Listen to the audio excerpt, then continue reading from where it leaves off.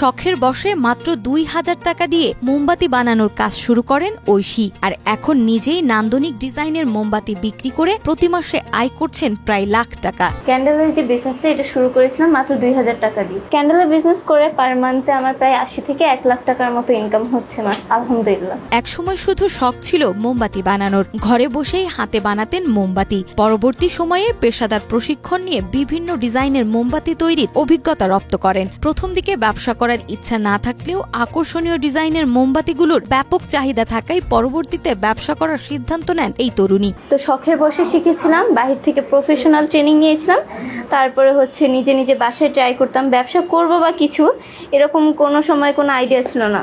তো পরে আর কি ডিসিশন নেওয়া। প্রথমে একাই শুরু করলেও এখন তার ওখানে কর্মসংস্থান হয়েছে ৩ জন নারীর। কাজটি প্রথমে আমি একা শুরু করলেও কাস্টমার ডিমান্ডে এখন আমার সঙ্গে আরও ৩ জন নারী যুক্ত আছেন এবং তারা আমার পেজে মেসেজিং থেকে শুরু করে ক্যান্ডেল বানানোতে আমাকে সহযোগিতা করে থাকেন।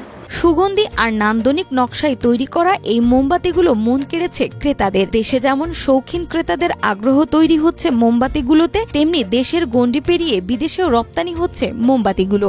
বাংলাদেশের পাশাপাশি এখন বাংলাদেশের বাহিরে পাকিস্তান, ইন্ডিয়া, ফ্রান্স এবং ইটালিতে আমাদের ক্যান্ডেলগুলো সাপ্লাই হয়েছে।